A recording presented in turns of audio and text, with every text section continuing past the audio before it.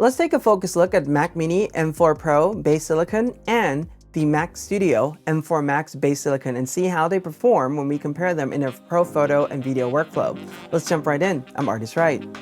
As usual, I'll be sharing lots of information. Please pause the video so you can analyze the result yourself in addition to the analysis I'll be sharing with you. Timestamp to the various tests will be in the description, although they may not be available right when the video launch. One thing that all of you can do to help me out is to tap on that like button. This way YouTube algorithm will push this to an even larger audience. And if you haven't subscribed yet, please consider doing so because that will definitely help out the channel. This is fully self-funded, so if you find information helpful, you want to help contribute to the channel, I'll leave a link to my tip jar in the description. YouTube Super Thanks works. You can also join channel membership. And if you can help me share this video with at least 3 other people, I would really appreciate that. And if the only thing that you can do is liking and subscribing, that works for me too, because we're still trying to grow the channel. Lastly, this is a one-person run channel, so please remember to be kind in a comment. If I make any mistake, I'm only human, but I will correct them in a future video. Now, with that said, we're going to take a look at all these computers, but the focus will be on the M4 Max base silicon. And when I'm talking about the top and the base, I just want you guys to know that I'm really just talking about the silicon. We're not talking about going out there and maxing out the system by any means at all. So you're going to see all these computers. You're also going to see going back to like the M2 Max, M1 Ultra generation, and the other one that we're going to be focused on is the M4 Pro. Now, this is the abbreviated version of this video that I have done earlier that shows all the computers. We talk about the performance is large, but I figured this is going to be a little bit more granular and it won't include the result from like the laptop or anything. So there's not going to be like a compilation chart, but I'll leave a link to my ultimate comparison video in the description. You want to check that out because it goes in details that covers differently than this one. This one, we're only going to focus on these two machines and expand it to just the desktop lineup. Now, before we go any further, I'd like to share this with you and some thoughts about the Mac Mini and Mac Studio. When it comes to like the Mac Mini configuration, especially with the M4 Pro, you can pretty much go in there with the base silicon and upgrade the memory. 24, 48, 64 gigabytes of memory without any problem. You don't need to upgrade the silicon before. In fact, if you want to upgrade the silicon, you can. You still have access to the same amount of memory. And I believe the 64 gigabyte is not available on the MacBook Pro with the M4 Pro SoC, but I could be wrong on that one. But I remember playing in the beginning and I didn't see that as a possibility. Now, the other thing is when it comes to the Mac Studio, if you choose the base M4 Max silicon, you're just stuck with 36 gigabytes of memory. Part of this is because the M4 Pro and the M3 Max are two separate silicon. They're not one that's scaled up from each other, unlike the M1 and M2 generation. I thought that was really neat when they start scaling it up that way, and the performance are a little bit more linear too, but we're not really getting this. So we're getting a separate silicon altogether. So in order for you to really upgrade, for example, the M4 Max memory, you have to upgrade the silicon first, to which you're also upgrading the memory to 48 gigabytes.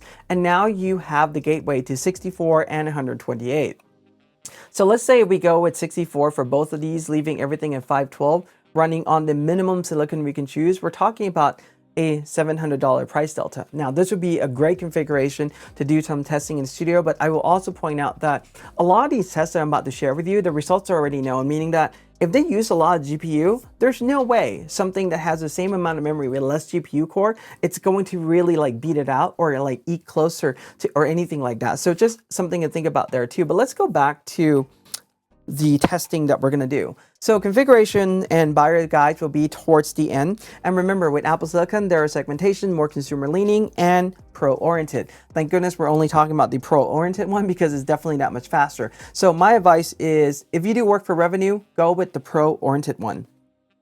All right, upgrade priority to get the most performance per dollar. I would definitely start out with memory. Then afterwards, the amount of memory that you choose will a lot of time dictate the chip family. Let's say you want 128, you can't go with the Pro anymore. You have to choose the Max Silicon. So that's why the chip family is always linked to this. And then afterwards, if you have extra funding left, you can choose SSD. SSD is not going to really matter much in terms of storage, especially when you get to these high-end machines. But for example, on the regular SoC or on the Pro, SSD can play some of the roles when you have less memory on your system to start out with. And lastly would be the variants. That would be, for example, upgrading the Pro variants, for example, paying that extra $200 and getting some of that performance bump. You're not going to see that much out of it, so you're going to be much better off just paying money for the RAM upgrade. So my initial thoughts about all of this is that it's going to be very interesting looking at these machines, but as I kind of showed you already, we're seeing a machine, for example, the base Mac Mini that we're looking at right now, it's around $1,400, with the Mac Studio M4 Max base configuration being at around $2,000. So we're talking about a $600 price variation, but I have also seen the base configuration Mac Studio already gone on sale for $1,699 or $1,700. So right now we're really talking about a price delta of what? Like $300 instead of like the $600 price variation. And that is going to change a lot of equation as far as the way how we would approach this. What it really comes down to at the end of the day regarding this generation silicon is pick your justification, why you want to upgrade, why you want to go up, what are your budgets. And the other thing too that's also important to think about is where you are in your creative career. If you're just starting out, you know, maybe speccing a machine that's a few $100 less like the Pro, it's probably a good place to start. But if you're already like seasoned in your career, you want to get the fastest thing possible because you have just so many things to do, then going to Max or the Ultra is going to make a lot more sense in that regard. But one thing you definitely want to think about as I'm going through all this is think about the tasks that you do the most with your computers. And that's going to say a lot about which silicon you should choose. All right, I will be taking a pro perspective of this. Majority of the things I'm showing you are the things I would do in my normal workflow. I'm doing single silicon testing because I want to see how they perform one generation to the next. And these export tests and so forth, even though you don't care to like wait, you can just go have a coffee or something, perfectly fine by me. But here's the thing. It is the most objective way to compare how one generation silicon is performing against a previous generation. So that's the reason why I do what I do, and I'm just gonna keep doing what I do. All right, there are many other configurations out there. I get these requests all the time. I am not going to buy any more machines to test in the studio. If you want to see these machine configuration, my advice to you would be, if you're local in my area, you haven't built one of these out, you spec one out, lend me some time on your machine, feel free to reach out. I would love to do that. So a lot of what I've also done as well is reference comparative testing, meaning that I pull out random machines to like do a test. But when it comes to like these testing cycle, I want to be clear that because we're talking about the Mac Studio, every single Mac Studio got retested for this particular cycle. Because this cycle also involves MacBook Air, every single MacBook Air got retested for these cycles. That's why sometimes the numbers are a little bit different. Now, the nice thing about this whole thing is that we're getting much better optimization from the app, although it's not really fully there yet, but we're getting much better optimization. Now, the other thing about optimization I do want to say too is we're seeing mostly, I would say, generic baseline optimization, meaning that a lot of times these app developers are not going to spend the time to optimize for each silicon. They're going to use a generic code that can go in and have the OS do a lot of the heavy lifting. And sometimes that's not necessarily the full optimization, but really going to do all that really takes a lot of effort. The one important thing to note with regards to the Mac Mini and the Mac Studio when it comes to the M4 Pro and M4 Max is the fan noise. So the Mac Mini fan pitch is higher. It's going to run a little louder, or I would say, yeah, I would just say a little louder than the Mac Studio when you push the task hard. The M4 Max, the silicon still have the fan run humming. If you want a really quiet and silent machine, I would say the Ultra is definitely the way to go on that one. But what Apple have also done is built in a low power mode, so you can go and put your computer in a low power mode and the fan will spin up less. So that's another alternative that you can do with regard to these. I've also done a calibration test for both hardware and software to pass without any problem so we can get good colors on day one.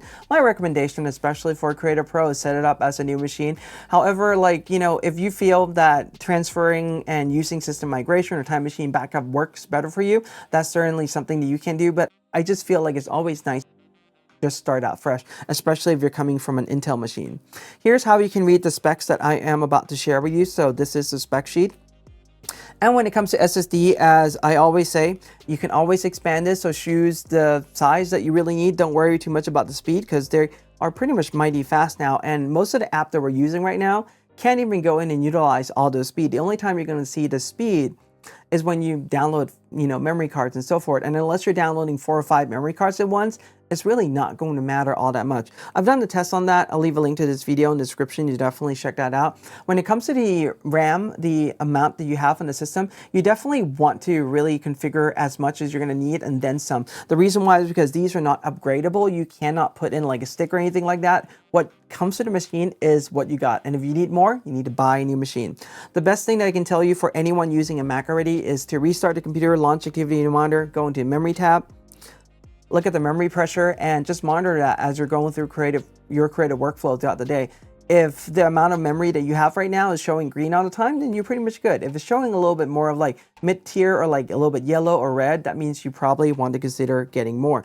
Now, I wouldn't necessarily downgrade the memory, but if you're already running at 128, downgrading 96 may not be that big of a deal. But if you're running at, for instance, like 32 and you're downgrading to 16 or like 24, you're probably going to feel more of that crunch at the lower end. When the higher end, you're not going to see that much. Lastly, the program that I use to just track all this is iStatMenu. I'm not sponsored by them, but it's been a program that I use for over a decade now. All right.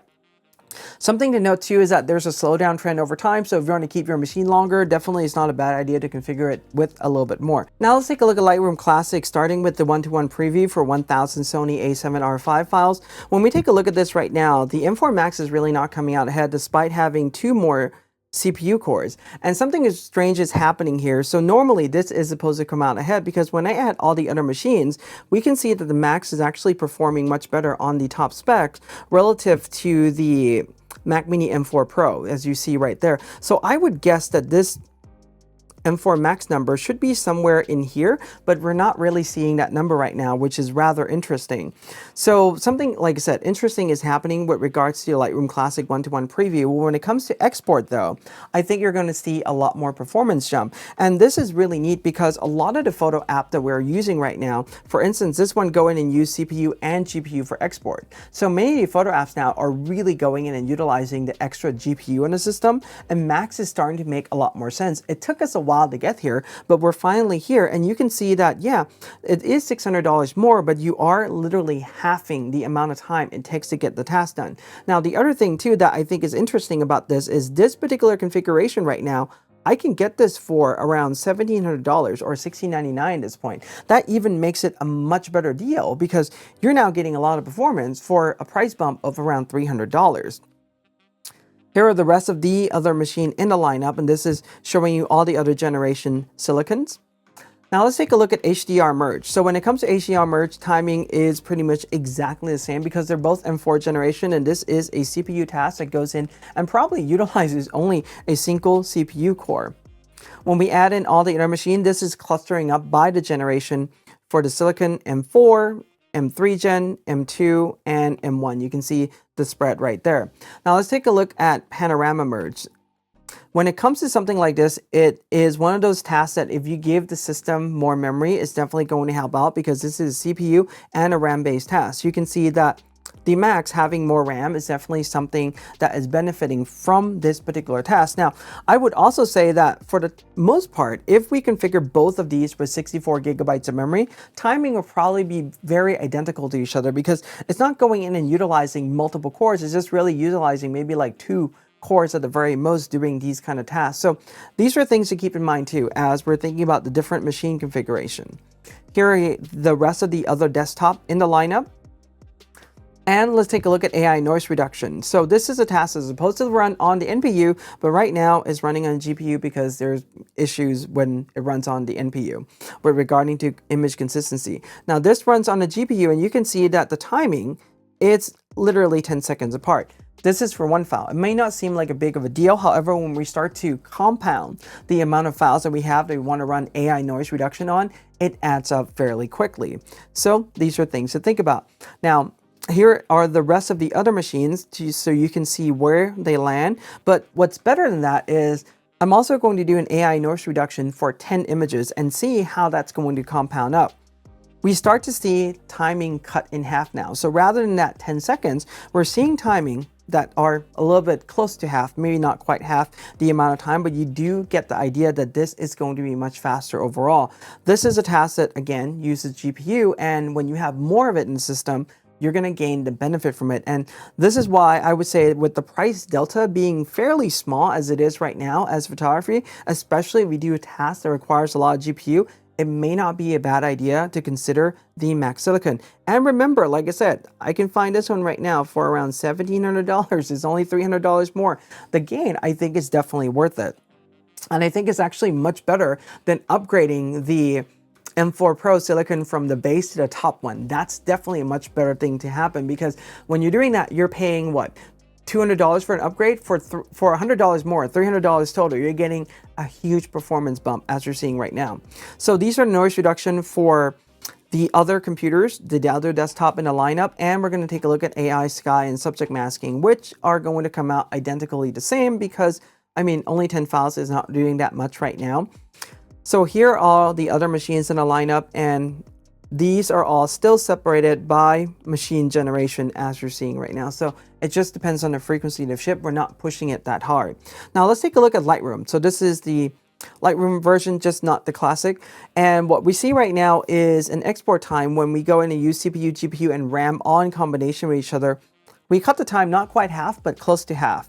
And it's one of those where I still think that bumping up from a base M4 Pro Mac Mini to a base Mac Studio M4 Max is definitely a worthwhile endeavor as you're seeing right now. Also, like I said, the fan's going to run a little bit more quieter too when you're doing all these things. It has a lot really going for it when we take a look at it that way. Now let's take a look at Capture One. Now with this version, it also goes in and utilizes the GPU on export now, but first let's take a look at import. When it comes to this, having 2 more CPU cores is really not doing that huge of a variation. I mean, there is some variation, but it's really not that much. So if the apps are constantly running like this, I would say, yeah, the M4 Pro is definitely a good proposition. But this is a task that uses CPU. Now, when we take a look at the rest of the computer, this is what you're seeing right now. However, when it comes to export, this is really going in and using GPU like crazy and having double the amount of cores really attributed to a time decrease when you're really trying to do a lot of work, as you are seeing right now. It's not really quite half, but nonetheless, it is significantly less amount of time for a minor price variation for the most part, especially if you can find a machine at the discounted value as I told you about. Here are the rest of the machine in the lineup for Capture One Export desktop. And let's take a look at Photoshop. For this, I'm doing digital Lloyd chamber test. As you're seeing right now, we're going to do these 3 benchmark testing. And the result for this is having slightly more memory is helping, although this is really a speed test. We're not really going to crunch the memory or anything like that. And even though I say it's much faster, we're talking about milliseconds. We won't even know what have actually hit us in this amount of time. So I'm going to say for the most part, it is the same. Here are the other machines in the lineup, and at the very most, we're talking about a second, maybe 2 apart at the very most when it comes to Photoshop speed. So they are pretty much mighty fast. However, when we get to a file size that is in the medium range, which is 15.7 gigabytes, we're starting to fill out the memory a little bit more, and having more memory on the system, as you can see, is benefiting this particular task. Now the frequencies for the core, and because this is using CPU, is probably still using like single core, you're not going to see that much of a difference in terms of like speed or having more cores, but you're going to see it when we have more memory in the system. This chart kind of lays out a few things. Is that it's not just memory. As much as I'm saying having more memory does help, it does help a little bit, but having more memory, but on a previous generation silicon when it's running on a single core, and a previous generation architecture runs on a slower frequency or less efficient one, you now see the timing gap. And these are only, I would say, like just still seconds apart, but there's just something to note. Photoshop, huge, 56 gigabyte. Now, not everyone work with these files, but I know people that do. And if you do, configuring more memory in the system is going to help. Although one thing that I would say is that there's a lot of really strange result happening right now. This with more memory is supposed to run faster than this machine, but we're not getting that right now. Anomaly happens in the testing, and it's great to just granularly looking at these 2 machines so that we can see where the anomalies are occurring, and hopefully somebody will submit a bug report to Adobe so that they can look into fixing this. Here are the rest of the other machines in the lineup. And now let's take a look at the Puget Bench result. And the Max is pulling out ahead, although not by such a huge margin that we would have expected to. And this makes sense. I mean, the numbers of core increase overall with CPU and Photoshop most of the time going and use CPU is really not that big of a difference. It's only 2. We can see this number in the rest of the lineup too as we start to go to the various machines. And let's take a look at Final Cut Pro encoder decoder engine. Obviously, because the Mac Silicon have double the encoder decoder engine, comparing that to the regular Pro Silicon, or just the regular Silicon in that matter, and also the Pro, we now see the timing cut in half because there are now 2 instead of just 1. And this helps a lot with video workflow. So that's why I said video workflow in general, you can really benefit from all of these. This is still the one that I'm going to show you all the other machines in the lineup, but you can see there, this is also happening with HEVC Export 2. This is H.265, and we're still cutting a time by just about like half or so, and you can see that because of double encoder decoder engine.